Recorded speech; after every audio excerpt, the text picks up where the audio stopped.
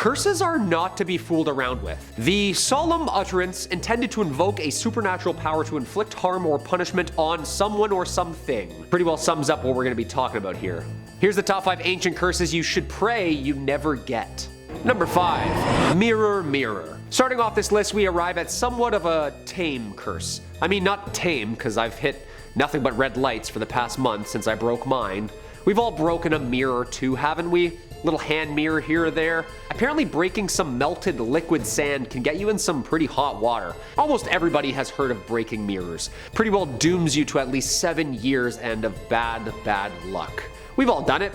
It happens. Well, apparently it's an old curse. This one's origins begin in ancient Rome. The Romans believed that the human soul would renew every 7 years, repairing whatever damage they had suffered during that time. They also thought that a mirror's reflection was a way to look inside said soul. So what they thought was, if you break a mirror, you break a little bit of your soul as well, which would then again have to go through this 7-year cycle to renew and cleanse that bad aura right out of you. Yeah, do this for 7 years as your soul is reborn. You endure misfortune because of your imperfect, now shattered soul.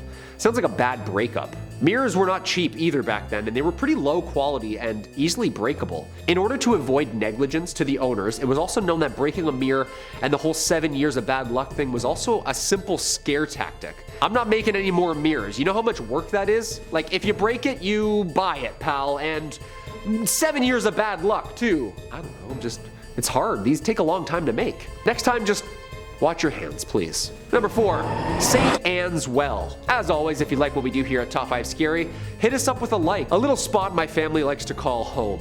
Liverpool, England, and also one of the newest reasons that I'm never revisiting again. In 2016, archaeologists uncovered an ancient well near Liverpool that dates to the medieval era. Archaeologists say that they rediscovered a large sandstone well on a private farm in Liverpool. When archaeologists arrived at the site, there was barely anything of a well, as it had become completely filled with earth for hundreds of years. The cult of St. Anne was once a widespread medieval following. The mother of the Virgin Mary, Anne, is often associated with great and powerful healing wells. Anne supposedly bathed in the well, which was known for treating skin and eye diseases. Like OG LASIK, you know, just hop right on in, cataracts gone in a flash. Apparently for centuries, a priory of 12 monks tended to the well mid-16th century, and there was a huge competition and demand for this hot spring. The priory's father and his neighbor both claimed ownership. He's being snide, isn't he? He's being a snide one. Classic case of Darcy versus Delwany. 2 days later, King Henry VIII shows up, and after all the talk with his men, they seized the well and both dudes lost out. Scouse his luck, mates, go on, scouse his luck. Apparently lore goes, Delwany cursed Darcy, and according to legend, Delwany then dropped dead on the spot. Talk about karma, dude.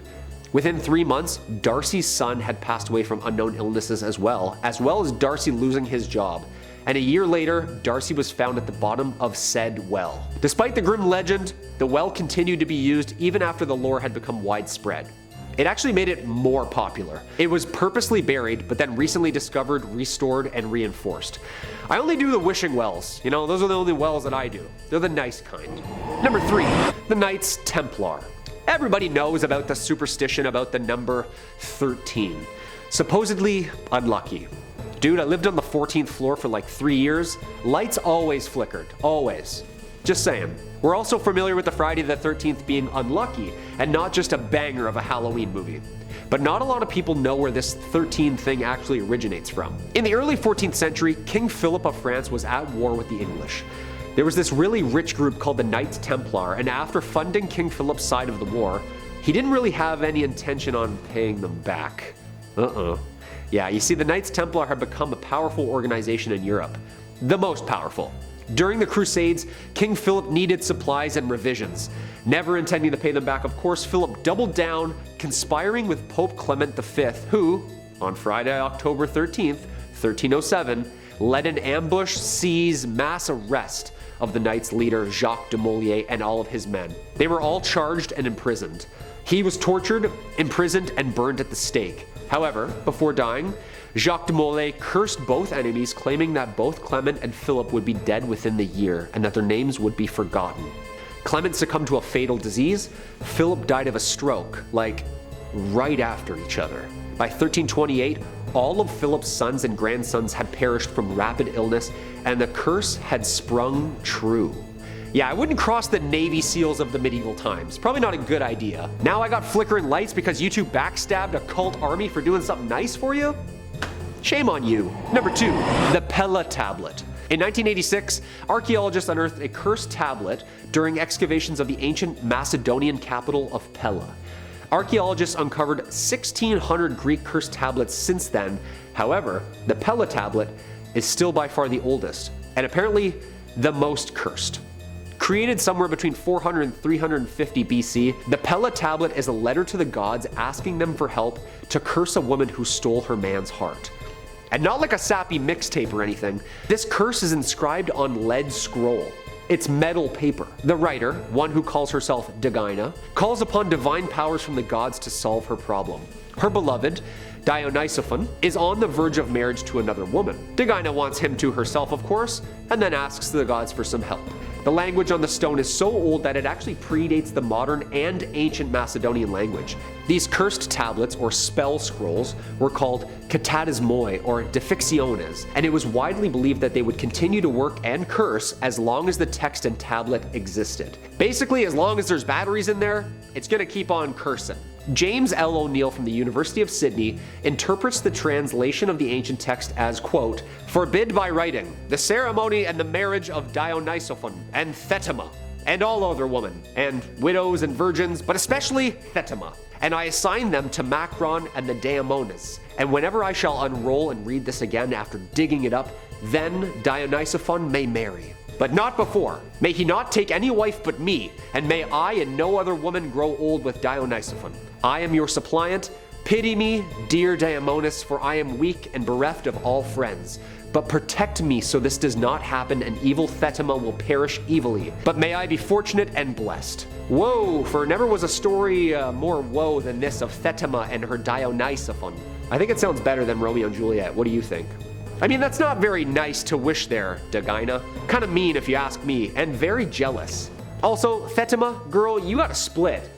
This girl's out here looking for you. You're gonna catch some hands for talking to someone else's man.